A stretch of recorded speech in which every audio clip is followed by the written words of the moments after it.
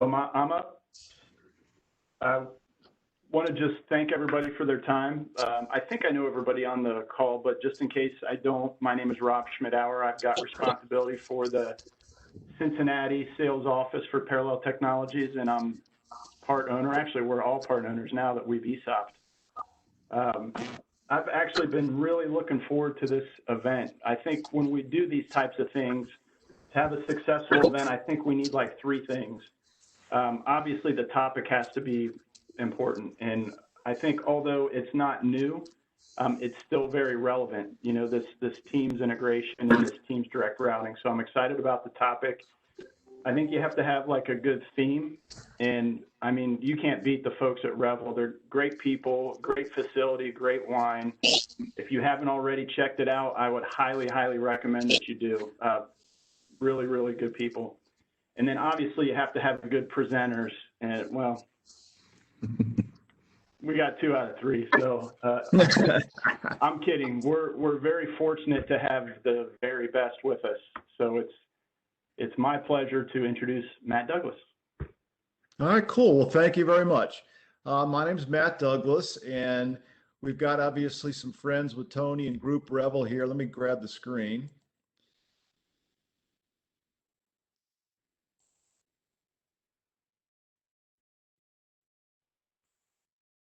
And can we see that okay now? Is everybody all right?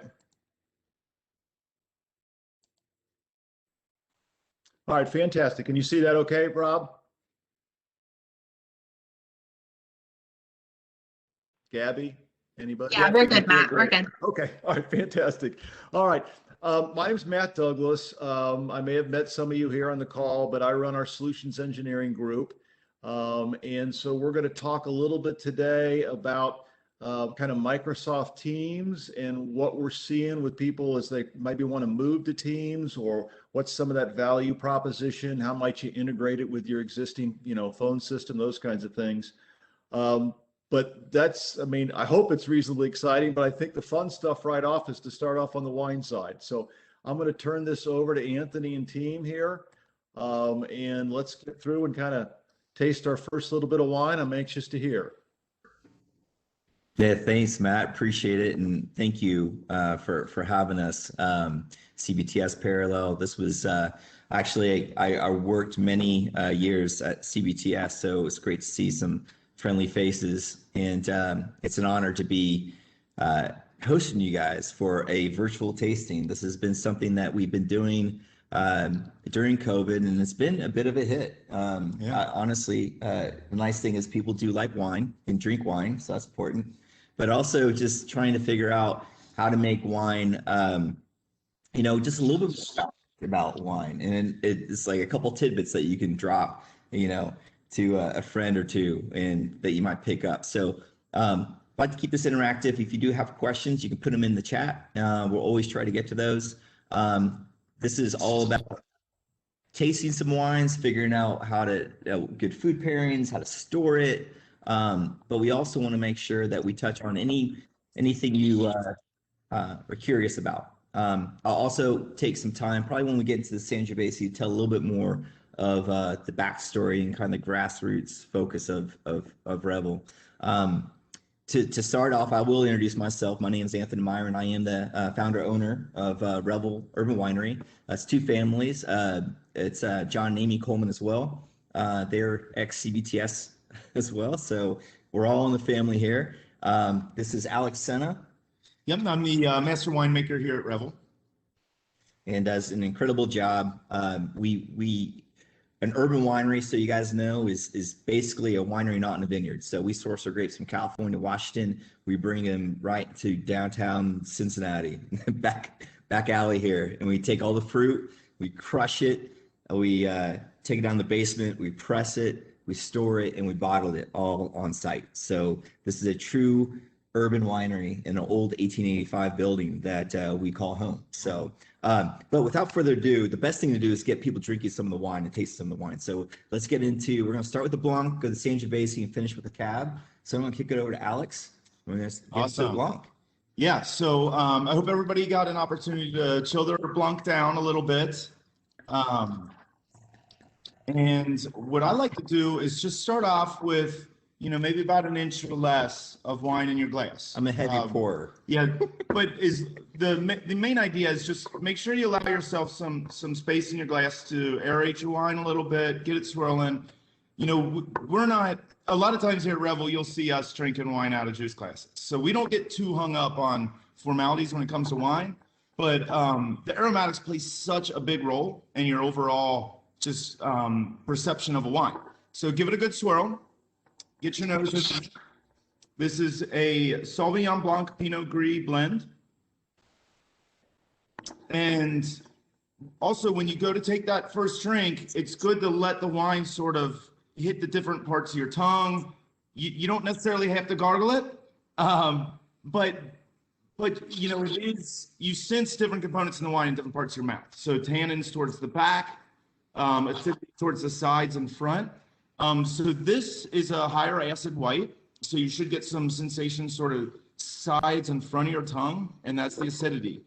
So we source the grapes for this out of Columbia Valley, Washington. And the Sauvignon Blanc comes from the Horse Heaven Hills region, which is really far south in Washington. They're almost in Oregon. And then the Pinot Gris comes from further up the valley, up in the Ancient Lakes region. So, and the idea for us with this blend was to make a very broad appeal wine, but not that it was lacking complexity, but very approachable. So the Sauvignon Blanc, we're really looking for to bring the sort of citrusy components and that nice crisp acid. And then the Pinot Gris is going to bring a little bit more texture to the mid palate of this wine. And then it's also giving you some of those more sort of melon notes on the palate. So what are you guys thinking so far? This is delicious. I'm a big Sauvignon Blanc drinker, and this is delicious. I was curious, what's kind of the percentage of Blanc to Pinot Grigio? So it's 56 Sauvignon Blanc to 44 Pinot Gris. Cool.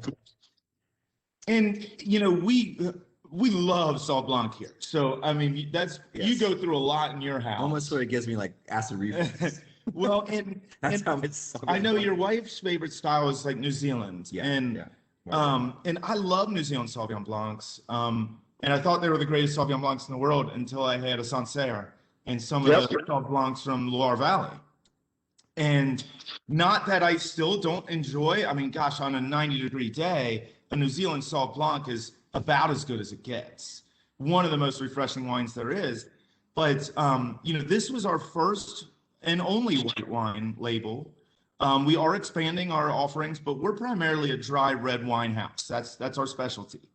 And so when we wanted to offer a white wine and we knew we were only going to have one off the bat, that's sort of why I was like, man, I don't want to go too sort of grassy and shrill like those Ultra Crisp Sauv Blancs, because, to me, I think you limit those a little bit more in the winter months. In the colder months, you want a wine that's the acids. It's still a high acid wine, but it is a little toned down compared to like a New Zealand style.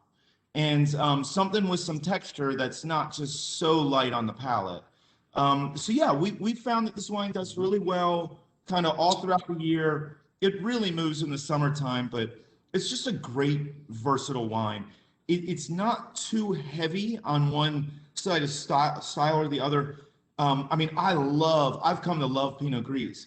Now, a lot of people think, when they think Pinot Grigios, a lot of times you think, Italian Pinot Grigios from Veneto are typically sort of no-fuss wines. They're usually very affordable, and they're made with just really sort of clean textbook winemaking. They're not necessarily shooting for complexity. Now, I know there's producers in that part of the country that make outstanding ones that don't necessarily leave the winery or get exported. But once you start having some Pinot Gris from, say, Alsace, France, or even Oregon and Washington, you see this more complex side. Pinot Gris and Pinot Grigio are the same grape, by the way. Italians call it Pinot Grigio. But once you start having some from these other parts of the world where it really is showcases a more complex style, you really see the possibilities of that grape. It's really such a versatile grape as well. I mean, in fact, it's not a white or green grape. It's actually like a bronze color. So, you know, we actually use some Pinot Gris with skin contact, where we'll actually ferment it on the skins for a little bit in our rosé blend. Just because it offers a lot of floral components when it has contact with skins. So just kind of interesting facts there about our blends. Yeah. Anybody got any questions about the wine so far? I'm going to pour a little bit more into my glass. That's the first step. We like to always talk some pairing suggestions. Yeah, we should definitely talk. Food pairings, and then also storing. I think is good too, because I want to touch on the floral notes, because we feel like if you store your wine too cold, like if you store this too cold, you're not going to get a lot of the flavor profiles that that normally come out of this wine. One thing I do want to add to this is that a lot of people that just drink red wine typically like this one, right? A lot of times they're like, I'm red or I'm white, right? And this is something that red wine drinkers enjoy. And I do like the flavor profiles of this one. The storing temperature, typically ideal serving temperature for this one, what would you say? I mean, I like 40, 45. I mean, and to me, that kind of depends. Like right now, when it's not blazing hot outside, 45 degrees is sort of ideal for me, and even to 50, because you will get a lot more of those nuances. Anytime we're doing sort of a critical assessment of a wine in the cellar, especially white wine, we'll chill it, right? But then I'll typically have to kind of warm it up with my hands just to get all of those aromatics to kind of jump out. Typically the biggest sort of thing that suffers is aromatics really get caged at lower temperatures. So, try to keep it above 40 for serving with your white wines. But, I'm also one of those that the way you enjoy it best is the right way. Yeah. My wife puts ice cubes in my wine sometimes. And, well, the wine I make that she drinks, not the wine I drink. But, it's one of those things where I think, we're all about you enjoying wine in the way you're most comfortable, and that's really the overarching mission when it comes to the style of wines we make, the way we present it, and everything, and really our vibe here at Revel.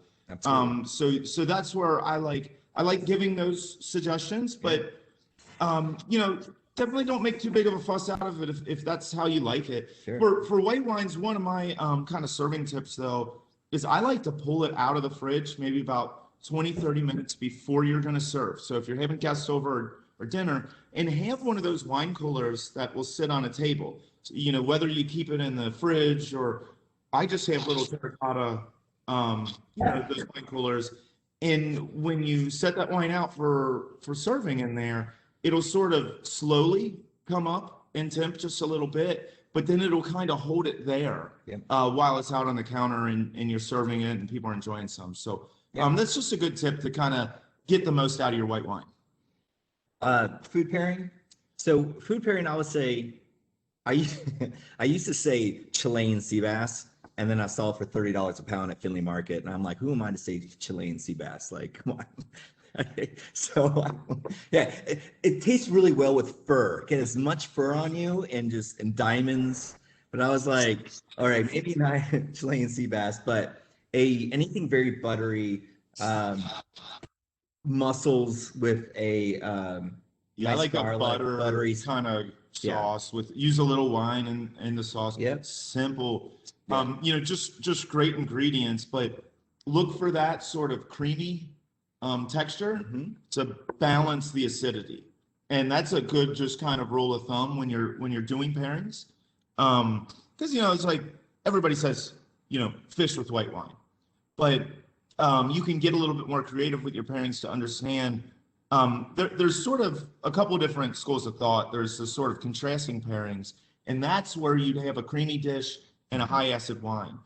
And then there's sort of more complementary pairings where, say, a buttery dish with a buttery Chardonnay. And those can work. I know, like, sometimes I think it's tough when you have a really crisp acidic wine, and like if you're having a salad with like a vinaigrette it's kind of a doubling down. And so I think sometimes the sort of congruent pairings like that can be a little bit tougher as a pair, as opposed to the contrasting. But then, another rule of thumb is just think regionally.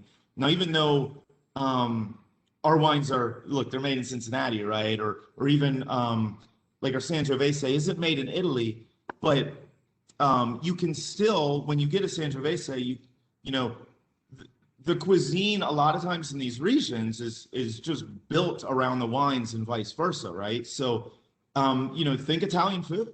If you're getting an Italian style wine, something like this, it's not as easy. It's Washington grapes made in Cincinnati, but that's where I think you just use that. Hey, crisp, get something rich with some fatty or components or really creamy components. Yeah, absolutely. If it's a cheese, a soft cheese, brie, anything like that, would go really well with something like this. So, any thoughts, any questions on this white before we move on to the Sangiovese? So far, we're just getting really great feedback. Everyone is saying that it's very tasty and that they love it, but no questions so far. I don't see any of the questions coming through. So yeah, Gabby, just let us know if somebody has any. Sorry, I looked through the chat. So yeah, it's funny with this, before we moved to Sangiovese, was we always make red wines. We always have, right? And we make wine for other wineries, like basically we're growers, if you will. So they'll have a vineyard maybe in Anderson, and they don't have a winery license, so they'll bring it to us and we'll make the wine for them. And we made a really good Vidal Blanc, yeah, for this gentleman in Anderson, and it gave us the confidence that we could probably make a probably good white wine. And so we started with this one. This is one of our more popular wines, but we have a Chardonnay coming out and a Gruner Veltliner, which is more of an Austrian type white wine, very crisp. That pretty excited about. Actually, the Gruner is Ohio grown. We work with Ohio State. They have research vineyards up north, and you can bid on produce, on lots of fruit. And we were able to get a Gruner and a Cab Franc. Yeah. So it'll be exciting have Ohio grown. Yeah, that was our first opportunity to use Ohio fruit for our labels. Yeah. Like Anthony said, we had been doing some custom production for some local growers, but yeah, and so with just hey, guys, real quick, this is Matt. Sure. Anthony, we maybe didn't talk about this before, but in the past when we've done some of these, we've then kind of stopped. I've done a little, and give them a little break, and let me get a little bit of that technical, boring stuff. Your guys are more fun, but that way it kind of breaks it up. Is that okay? No, that's perfect, actually. Okay. Yeah. All right. Fantastic. So, by the way, I could have gone on asking you a ton of questions, but I didn't want to get all geeked out because you mentioned acidity. I wanted to talk to you about how you control that. And so, thank you. That was great stuff. Let me grab the screen here and we'll kind of pull back and do a little bit of technical stuff here. Can you still see my screen here, Gabby or Rob? Yep, looks good. Okay, all right, fantastic. Let me just give you a couple minutes. One of the things we talked about here was looking into Microsoft Teams Direct Route, and I'll kind of share with you a little bit about what we've seen, how we're delivering the service. With a couple of slides we'll talk here. We'll come back in and taste a red wine then from the Revel group, and I'll come back and do a little bit of whiteboarding, and then we'll finish up with that, the final cab, I think, or I forget the order you guys are going on. So, okay. So basically, I wanted to let you know, first of all, that CBTS, for those of you, if you're not completely familiar, really our Microsoft Teams and Direct Route is part of a group of practices that we have here. And we work with companies like Parallel Technologies. Parallel will pull us in if they think that we're the right fit, right, to bring some solutions. So whether that might be delivering, maybe you wanted to look at things around a Meraki stack and you wanted to look at some things on Ethernet switches and access points, cameras, those kinds of things. Parallel will sometimes pull us in for SD-WAN. We've got a pretty robust multi-platform SD-WAN practice.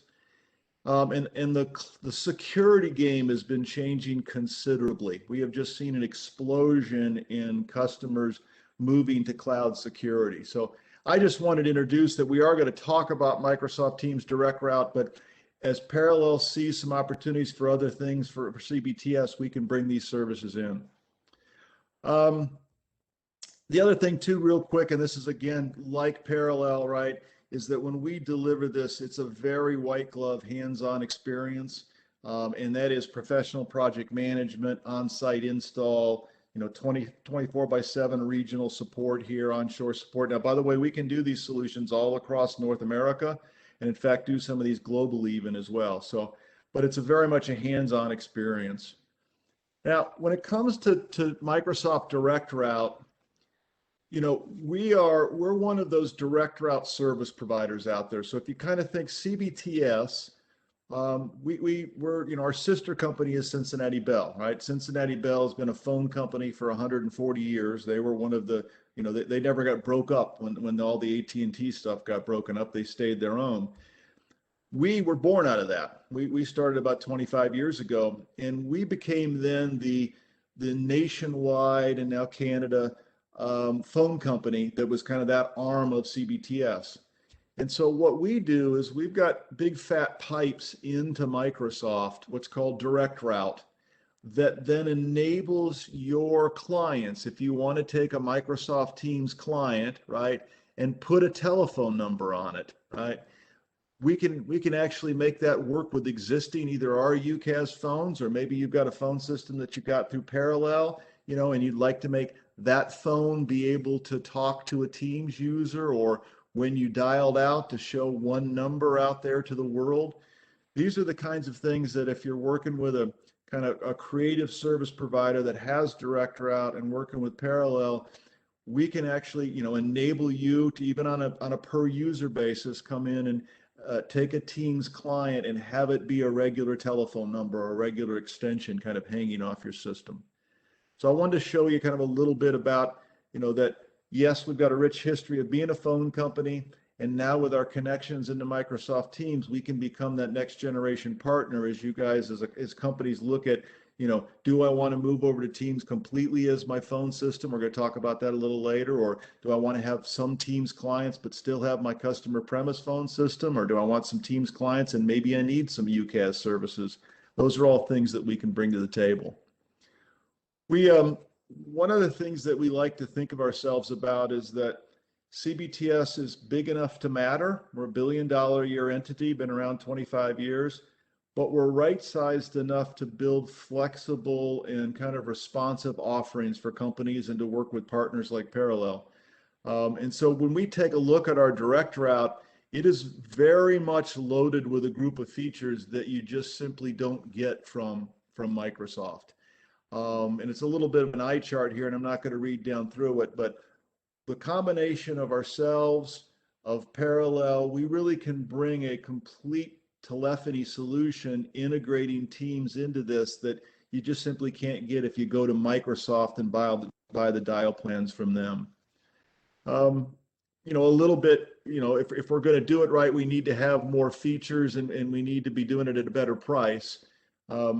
You can buy dial tone from Microsoft.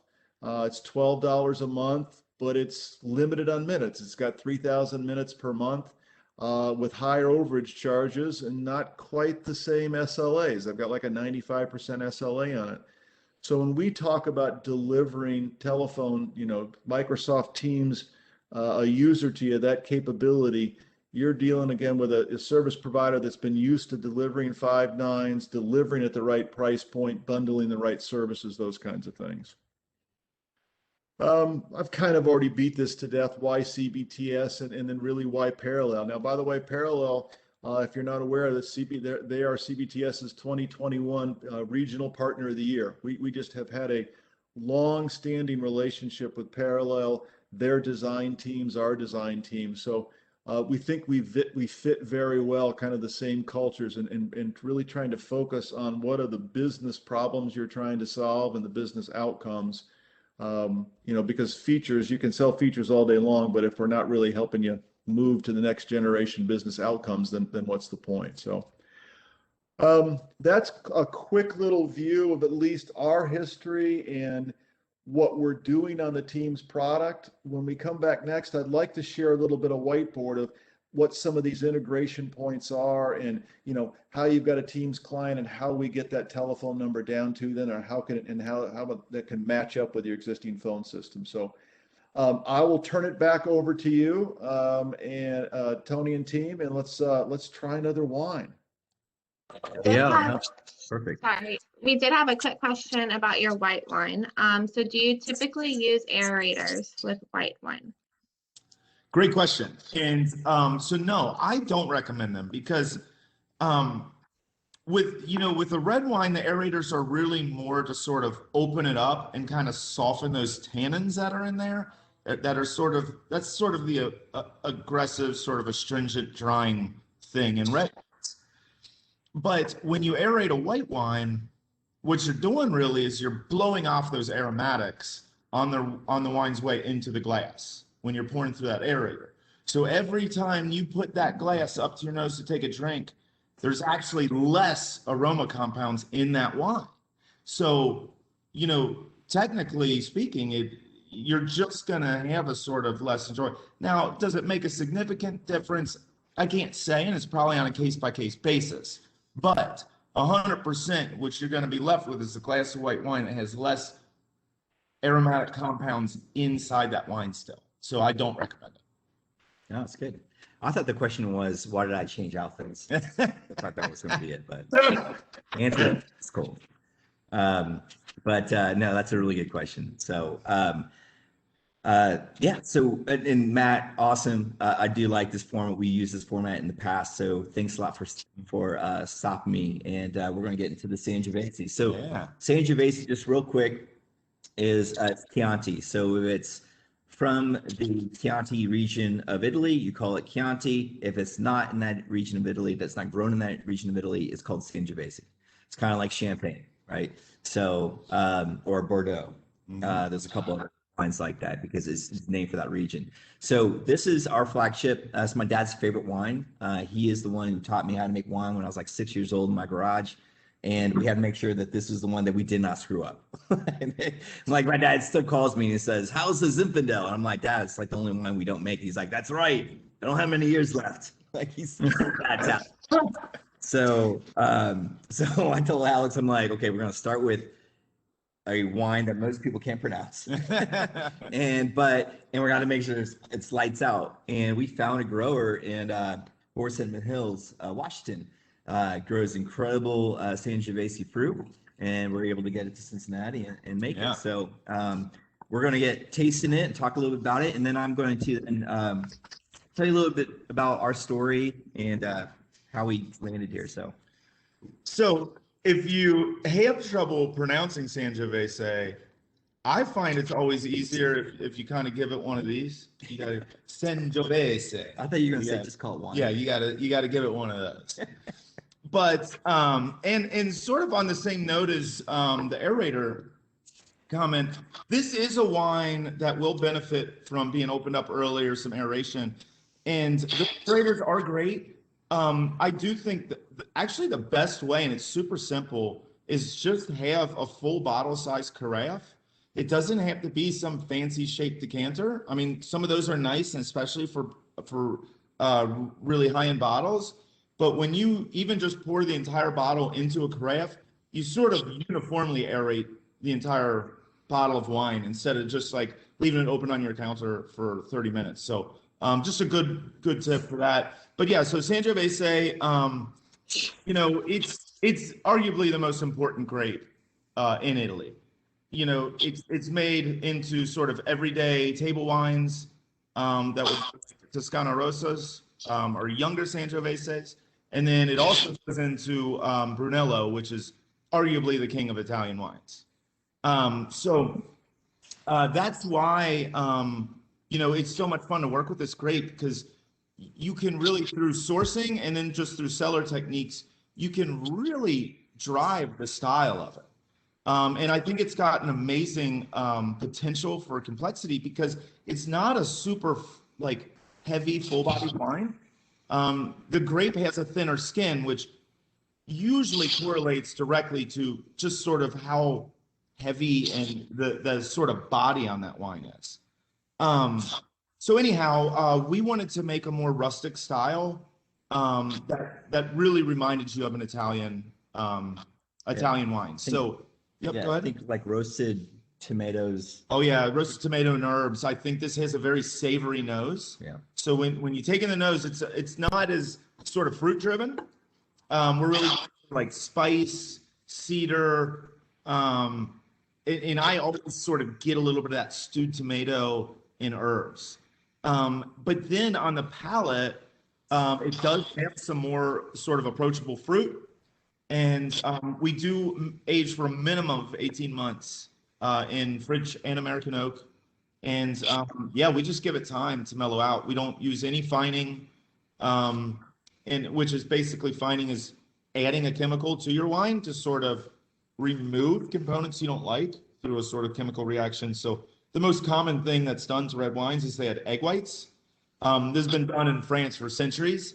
So it's not like some super nefarious thing, but if you're a vegan, you sure don't want egg whites in your wine. And you know, for us, we'd rather just give our wines the time to age and mellow out. In the cellar here, we manage sort of our tannin level through just fermentation temperature and yeast selection. That we try to make very approachable wines. Again, we don't want them to seem like they're not complex. We just want them to be very pleasurable, you know, not like a wine you got to leave open. I mean, there's some Italian wines I like better the day after I open them. And that's okay. I love those wines, but that's just wasn't the style we're going for. So I hope you're all digging it. And I'm gonna give Anthony some time to tell you a little bit about our backstory. Yeah. What do you guys think so far, Jared? Tasty. Yeah, awesome. And then we did have one question come through. What makes a wine a table wine? So That's a very good question. We never got that before. no, I That's a good haven't. question.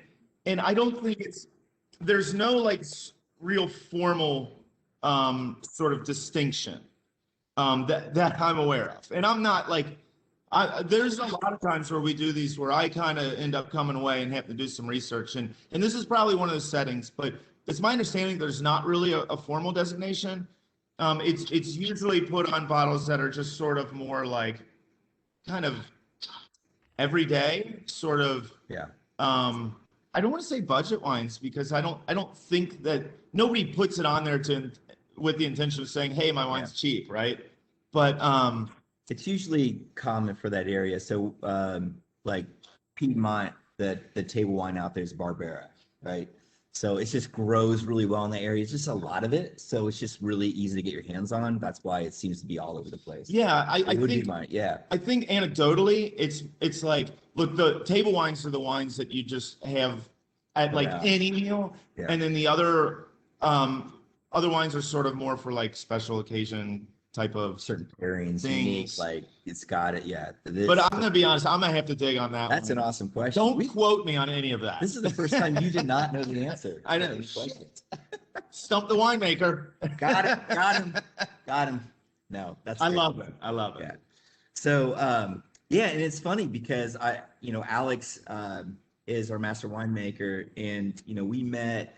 I knew his uncle. He was one of my clients at the city, and he had a conversation at lunch, and we were passing a distillery, and I asked him if he's had that bourbon before, and he's like, no. I'm like, it's pretty good. I have some in my bar. And he's like, oh, you own a bar? And I'm like, no, my personal bar at home. I felt like a total alcoholic. I'm like, no, my personal bar at home, I have this bourbon.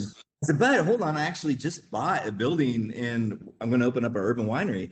He's like, you need to talk to my nephew. He is like this insanely awesome winemaker, and he wants to get on the grassroots of something really cool. And I'm like, we should talk. And we met on Tuesday, the following Tuesday, crushing grapes on Friday. Like we just hit it off. And the idea was to still use very handcrafted, very traditional way of making wine. So, I grew up, my parents are from Italy. My dad's from the Alps of Italy. My mom's from Naples.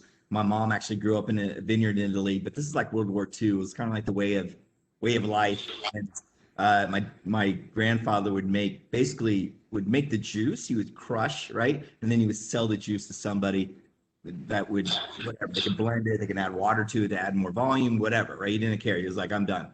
And then my dad got into it because he was too cheap to go buy it at the store, I think. I think that's the reason why he was like, oh, that was the same story as when my grandpa made wine. Yeah. It was because he didn't want to pay for it. No, I can make it better. Yeah. But it was cool. Like my parents met at a wedding in Philadelphia. Even though I grew up in the Midwest, everybody thinks I'm from Philadelphia based on the way I look. They're like, you don't look like you're from Indiana. And it's a story where my parents met at this wedding, and he was the best man. She was the maid of honor. Started dating, and then my dad proposed to her. He did not tell my mom at the time that he just took a job in Kokomo, Indiana, and that's pretty much where they're going to raise kids. She looks and sounds like she came over last Tuesday. Kokomo, Indiana is not as exotic as it sounds. Okay. So my mom, you've been here since the 60s, and she still is like, she talks like this. She's crazy. Has a very heavy accent. She's like 5 foot, and like, I'm like, how did you grow up? You've been in Indiana for like over 40 years, and still has a heavy accent. And but they were very Italian. Like, and I love growing up in Indiana. And my dad actually got land out in the country. So not only were we like first generation Italians, but we're way out in the country. And my mom would make these Napolitan dishes, which is mostly like squid. Not very common, right? And my dad made wine in the garage and loved it. And I remember I was like 6 years old, and then he would teach me, my brother, how to make wine, and he'd have all his buddies over, and they would all, tell jokes and share stories. And as a kid, I was like, this is what I want to do when I get older, right? So fast forward, I move out to Portland, Oregon, and fall in love. Kind of like I get more of appreciation for wine. And Willamette Valley is in just south of Portland. That's where a lot of Pinot Noir comes from. And they have a lot of urban wineries out there. And I'm like, this is kind of like what my dad was doing, but much sexier. Like there was the whole idea of taking fruit from a vineyard, making it in maybe in more of an urban location, and serving wine right out of that location. And so after 8 years, decided to move back to the Midwest. Want to get closer to my parents. And I chose Cincinnati on the map. It was centrally located to everybody. Didn't know anybody. And I would say, gosh, a week after moving here, but as like, hey, it's fall, and your mom wants all that winemaking equipment out of the house. And I'm too old to do this myself. So do you want to take it on? You're like, always been interested. And I'm like, yeah, absolutely. And that sounds really exotic. Like equipment, we're talking like a couple barrels and a grinder, like it's a couple trash cans. It was not like, a ton of like equipment. And I'm like, yeah, I'll take it on. He's like, good, because your brother only drinks Coors Light and your sisters hate the taste of wine. He's like, you're the only one that showed any interest in doing this. So I started making wine with my dad again in Cincinnati. And I grabbed a guy that I work with. He's the only guy in Cincinnati and I work with us at CBTS. His name's John Coleman. And I'm like, hey, do you want to make wine with me this weekend? My dad's coming in town. And he's like, hey, hell yeah, let's do it. And he's my partner in the business today. Freaking absolutely took off. So yeah, so what we would do, like our first year was my dad's recipe, which was local grapes and had a lot of sugar content. It was hooch. We were making like 18%. Well, like I was like, okay, here's my wine, here's a loaf of bread, and you need to eat this whole loaf of bread with this bottle of wine. Like that's the only way you're gonna be able to do this. And our feedback from, like, what do you think of the wine? Wasn't like, oh, the tannins or the acidity. It was like, well, I woke up in the guest bedroom. I've never slept in the guest bedroom before. I don't even know. They like lost the night. And so we would just change something every year. We got to a point where we we started getting fruit from out in California, et cetera. And, you know, I'm actually, it's really cool story with Matt Douglas here on. I want to share that story when we do the cap. So I'm going to take a break here and answer some any more questions around Sangiovese. And then Matt, I'm going to kick it back over to you.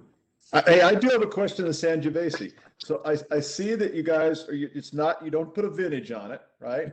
So you're trying to keep a particular style through different years. How the heck do you do that? What are the tools that you keep a reasonably close flavor profile, yet you have completely different grapes? Well, to be honest, we do embrace our vintage variation. And it was one of the things that we never vintage dated from the start, just because, look, when we first started, we had such small batches, and we were like, well, damn, let's print a lot of labels and so we can use them for next year too. Now that we're distributing, like, we're basically going through a label overhaul right now, and because we're getting an opportunity to get in front of some retailers here in the next few months, and we know that customers value that information. So it freaks the hell out of me though sometimes when I bottle a new vintage. Now Anthony and I, when you guys were chatting before, I just poured him the brand new vintage of Sangiovese. You guys are having 17. We're trying the 18, which was just bottled 2 weeks ago, and I always freak out about people just saying, "Oh, this isn't as good as the last," and it's difficult. I will say one of the biggest tools for that, Matt, is blending. And although these are varietal wines, I'm always sort of, a wine can be up to 25% another grape and still be labeled as varietal. Now, we don't push it that far. I try to be 100% varietal anytime I can. But if I'm gonna blend something in, I want it to only be 10% or less, because I still want that grape to dominate. So that Sangiovese you have is 100%. This one that we just bottled actually has 2% Petit Verdot in it. Right, it tastes exactly the same. And the only thing that it didn't have, all the flavor and aroma profile. So the biggest thing, and when it comes to keeping that consistent too, Matt, that we can do beforehand is the sourcing. Source from good growers in the same regions. Now, we also ran into a thing this year where Horse Heaven Hills was getting hit with wildfire smoke during, like, around the time that Sangiovese would be sort of coming off the vine. Yeah. So we sourced from a grower we've used before from Amador this year. Yeah. For 2020. So it's, you know, it's those things can be challenging, and they're heartbreaking for the grower. That's why we pay in the big bucks. Yeah. So. But yeah, I hope that helps. That's great info. Absolutely. All right, let me steal the screen here again for just a couple more minutes, because it's more fun talking about wine, but I'll try and see if I can share something here. So we were talking about the fact earlier, I mentioned that, you know, we as a service provider, we're connected into teams, right? And we're this nationwide, you know, we do local number portability across the country, long distance, 911, et cetera. You know, when you've got a Teams client here, a Teams client's registered back to Teams, right? And I've got these, you know, Teams clients registered back, and even though it doesn't have a DID number on that, we can do, you know, sessions like this. We could have used Microsoft Teams for this instead of WebEx. So you've got all the same collaboration tools, but the moment you want to put a DID number on that, then you've got to do some changes, right? And the first thing you have to do is that you have to basically turn the PBX, or the phone features, on in Teams, and you do that on a per user basis. So basically this user over here, if I wanted to have a telephone number, you know, somebody on a cell phone ring down and make that telephone, you know, make that client ring down there, then I got to go to Microsoft, and I do have to buy their business voice license, right? And that's typically around $8 a month, MRC. Now, that just turns on that feature in the PBX there. If I want to get a telephone number, right, that's got to come from a phone company somewhere. And I talked about that, yes, you could buy that phone number from Microsoft, but it's kind of expensive and it's got limits on it with the minutes, etc. So we, one of the leading service providers in the country right there, as I mentioned, have put up these big, big connections to Microsoft, and we can turn a telephone number up there. So let's say instead of the $12 you'd pay over here to Microsoft, you might pay with us, depending on quantity, maybe $9, something like that. So absolutely, we can work with you to turn a telephone number on here and be able to, you get it from Microsoft, we add a number, and now somebody can dial in and be part of that. Now, one of the things then we focus on, again, working with Parallel, is that you've also probably got existing phone system. Maybe you've already got an existing PBX here. Maybe you're looking at UCaaS. Maybe you're looking at getting rid of your phone system and moving that to the cloud. And so these two kind of use cases, one, let's say that we're talking about, we have UCaaS at our core here. One thing is that we can take our UCaaS core and we connect it down to that telephone, right? Or we can set up a SIP trunk. Some of you may have heard this term before, where we connect our core down to your PBX, right? It's still your PBX down here, right? You're still using your stuff and your phones, but we put up a SIP trunk there. So you notice kind of in green here, we've got our core connected to Microsoft Teams. We've got our core connected to either down a SIP trunk to your existing PBX or down to your UCaaS phone. And so now we can make this all part of the same dial plan, right? So that even though you've got a Teams user that's got a DID here, right? We can all make it so that when you're calling, it all seems local to the system. And in fact, there's even ways really to take a Teams user here and figure out how to make that appear to be one number so that when you dial out, it looks like one number to a customer. And when they dial into you, it looks like one number to a customer, right?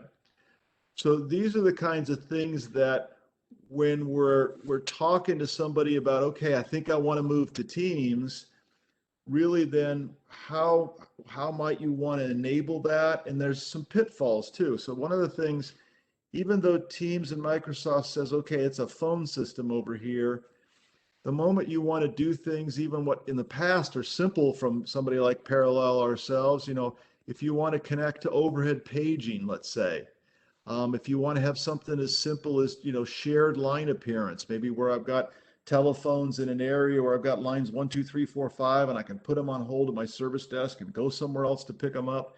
Those are all things that we were used to do and still are in the telephone world that are just not easy to do. In fact, you can't do it inside of Teams.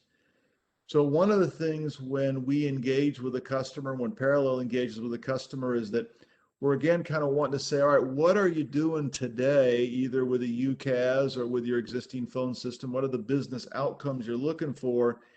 And where does it fit in the Teams environment? Is it worth enabling those things? Because the other thing to think about too is the other thing you can do is Teams also has a plugin right here that you can enable a plugin where you don't have to buy the telephone number, you don't have to buy this, but if I want to dial out from Teams, it'll actually launch a soft phone over here. And you can launch a soft phone and make a call a different way. So I kind of wanted to go through and explain to you that there are some different components here. Microsoft sometimes makes it seem it's easy, just buy this license and give us the $8 plus $12 a month. But if you're really trying to get some business outcomes and you want to do things like overhead paging or open doors or shared line appearance or contact centers, small contact centers, those are things that are just not quite available yet in Teams. I get excited and talk a little fast. Gabby or Rob or anything, or any questions or thoughts you want me to add here? Sorry, we did have one question come through. Can I use Microsoft Direct Route for some users and not others? Yes, absolutely. So this environment over here, and I had a conversation with Parallel about this a couple months ago, actually. So absolutely, you could say that, all right, I've got a group of users over here, I've got a group of users over here, my admin people, et cetera, warehouse, whatever, that are going to use either my existing PBX or maybe just use a normal UCAS phone. And then I've got users who are going to use Teams, but just in the collab version, right? They're not going to have a telephone number. But then maybe I've got executive people, sales people, things like that, that I want to enable this client, when they're traveling, something like that. So absolutely, that's part of the consulting that we or Parallel would do to, even if you decide that you want to do Teams, do you need to do it on all your users? You can do it a subset. So that's a great question. And then I have another question that just came through. What level of Office 365 license do you need to have for direct routing? Yeah, that's a good question too. Thank you. Basically, when you come over here and you look at these Teams license, most people have an E3 license at the desktop, which is all the collaboration tools. To add voice to that, you've got to add that $8 business voice license. Okay. Now, there is an upgrade called an E5 that includes the business voice. It also includes a lot of other security features. So when you talk to Microsoft, it's really, is it worth going to, if you call it $3 signs from $1 sign, or take one and add the $8 to it? Most of the time we see customers adding the business voice to an E3. They think that's more economical. But if there are other things inside that Microsoft E5, particularly around security, that you want to add, business voice is included in that. So that's a great question too. But those are some of the things that we could get together and, understand where you are today, what desktop security tools you use today, like what's your antivirus, your endpoint security on your computer today. Maybe that's coming out of license. Maybe there's a reasons. Okay, I'll move to the E5 because I get these kinds of things, plus I get voice, and we'll do that for a certain amount of users, et cetera. So yeah, that's the kind of thing we'd help with too. All right, I want to hear more about wine, so I'm going to turn it back to you, Anthony. Great, thanks, Matt. Really appreciate that. Before we go on to the Cabernet Sauvignon, any follow-up questions on the Sangiovese?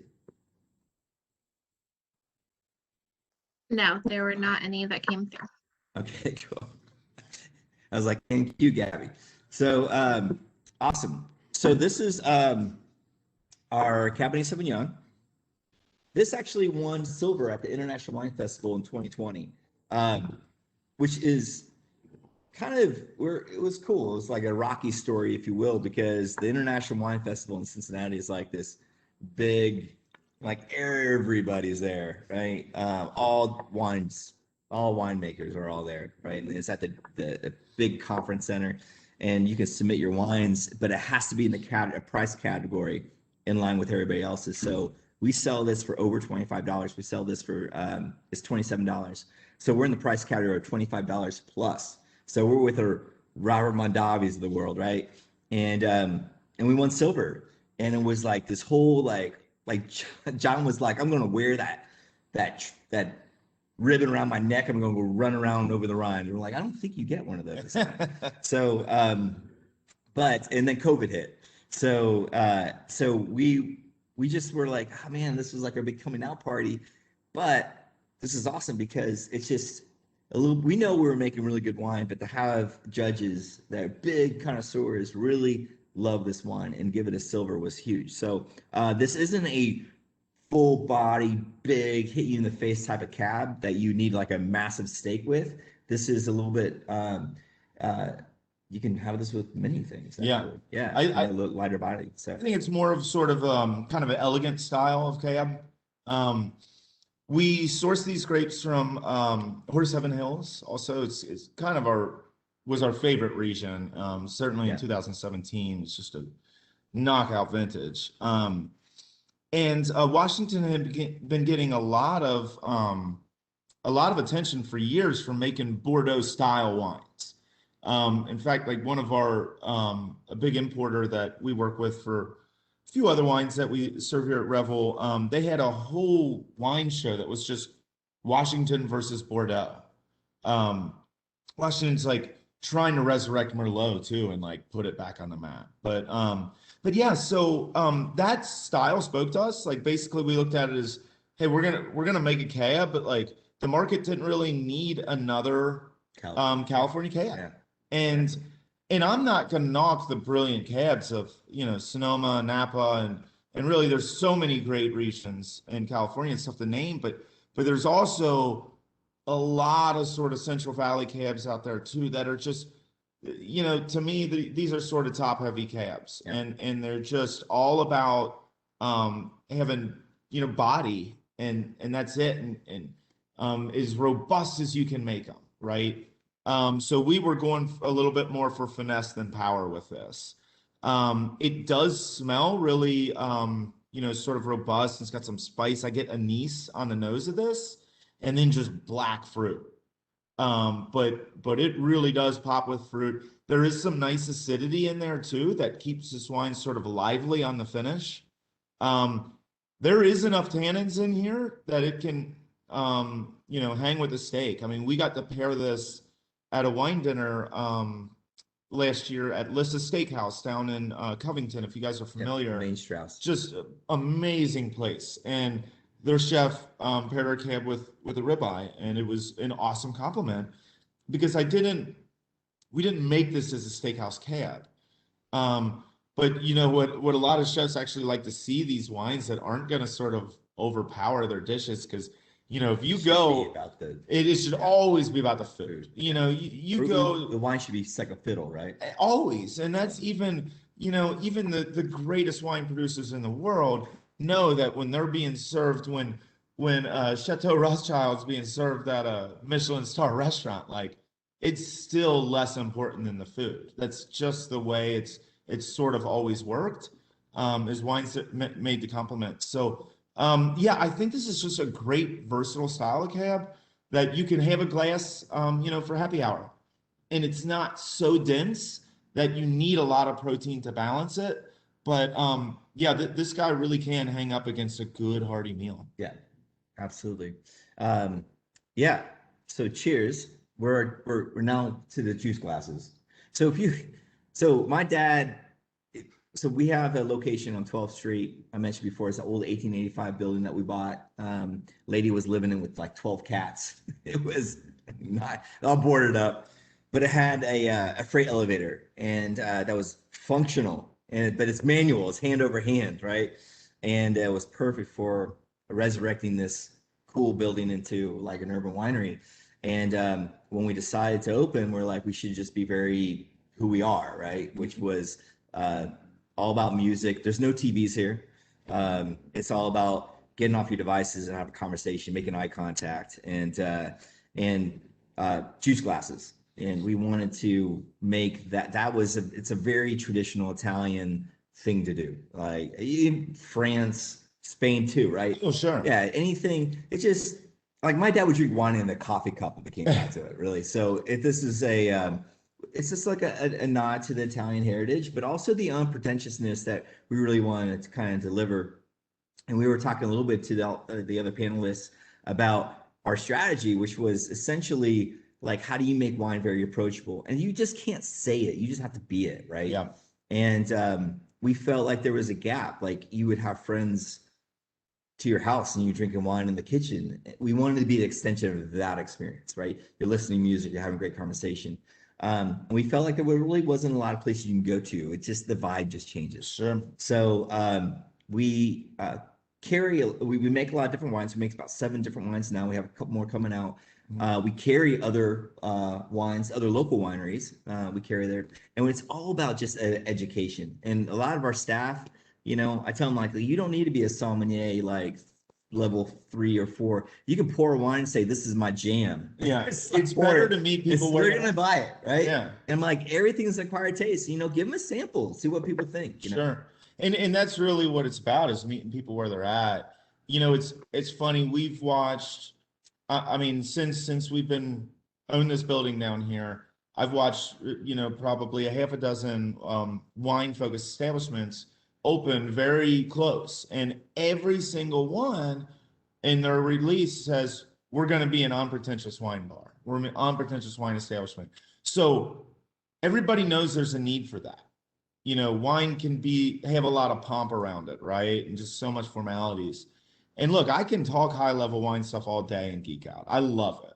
But that there was sort of a void there where we needed this more sort of, and we saw how the craft beer boom and now, so we know there's this big segment of the population that wants handcrafted products, right? Yeah. They want to see where it's made.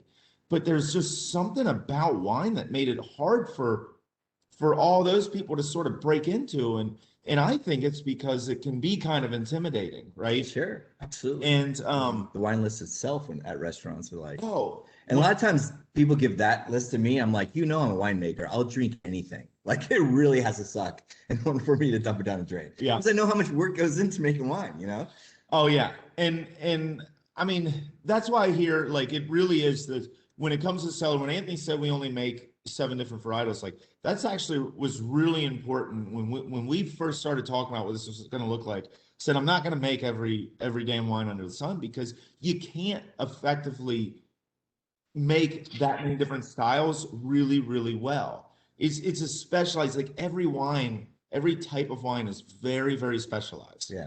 And if you want to make the best wine you can, it takes years and years and years of work and experience to see how certain cellar practices and yeast and sourcing impacts the final product. Yeah. So, we said, instead of me trying to make a Riesling that I'd be proud of, like, let's just source a brilliant one from somebody else. So we do source some great wines from other winemakers, and that's where Revel as an establishment really is. It's about wine culture. Yeah. And showing people that, look, it's not always just, dudes with scarves sitting around swirling wine. I do. I know. I say that. That's my dig at Anthony every time.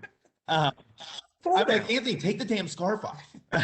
but no, hey, guys, we're a couple minutes after 5, so we got to respect our audience here. Is there anything you kind of want to part? This has been fabulous, because I literally could go on for a lot more with you guys. Yeah. Is there anything you want to part with and share here? Yeah, the one thing I did want to share was when we got to a point when we were making wine as a hobby, I was working with Matt, and I was looking to the next level, and he's just like, I gave him a bottle of my wine, and he came back the next day. He's like, best homemade wine I ever had. I'm like, that's awesome, but you said homemade. So what's that mean? He's like, you're not using like wine making grapes. Like, go get, it's like vinifera, which would be, grapes that are grown in Europe, and they're and you can grow them well in like California and Washington. And he's like, go get Merlot. He's like, nobody's buying Merlot. Ever since the movie Sideways came out, like, the market totally just trashed. And I did that. I bought Merlot grapes, and it was the first, and I took it to my dad's process, and it was the first time I felt like a really like a winemaker. But it was really Matt's like suggestion to say, hey, you know what? Go get you some really good fruit, right? Because that dictates everything. And that then hobby turned like. That was a turning point. It was a big turning point. That had to be, because I've heard this story countless times, Matt. So you're sick to death of it, right? I know, you're a legend. You're a legend. At Revel, because the reason it's cited so much is because it really was a very pivotal point that kind of led to where we're at. Yeah. So very cool. So it's obviously an honor to see you, Matt, and then obviously be part of this. And Rob, thank you so much for reaching out about doing this type of event. So thank you again. We couldn't be absolutely. This was a blast. Thank you very much. I'm going to grab the screen, because I want to just share a couple more things here, just in like 2 minutes. There was a question that came through that was about, let me go to full screen here. That was really kind of about, so why do people even go to Teams? Is it less expensive or more reliable? And it really is neither. It's really about the fact that do you want a user sitting in Microsoft Teams to have a DID, a telephone number, so if somebody dials from the outside, it rings that particular soft phone client in my Teams. And if those are the use cases that you think you want to take a look at, again, we'd love to talk to you. In parallel, would love to talk to you. I will leave you with just a couple other quick things, because one of the things Parallel asked me to go through this, because we're seeing this is a big movement too, right? We're seeing this big movement to Teams or interest, but we're also seeing a big movement to cloud security. And it's really about kind of changing the model of how we do security. Typically in the past, oftentimes we had networks that came back to one location. And what we're really seeing people look at now is, how do I overlay some SD-WAN technologies? And then is there such a thing now as actually even cloud security, where I can get rid of firewalls at particular locations and start to move an attack plane out there? So we wanted to tease you a little bit as well. You're probably going to see some events talking about security, but we'd love to help you with anything to do with Microsoft Teams. We'd love to explore SD-WAN or cloud security with you. And the Revel folks, Anthony, thank you very much. Those were kind words, and we hope this has been useful for folks. Rob, I'll turn it over to you to kind of finish up here. Well, thank you again. I feel the same way. The passion that the folks at Revel have is evident in not only when they talk about it, but in when you taste their product too. So that was fantastic. And Matt, yep, as always, you're the best at what you do, so we appreciate it. Thanks everyone for your attendance, and hopefully we get a chance to talk to you one-on-one and get into a little bit more detail about some of these things. Yep. So thank you very much. Everybody. You guys have a good night.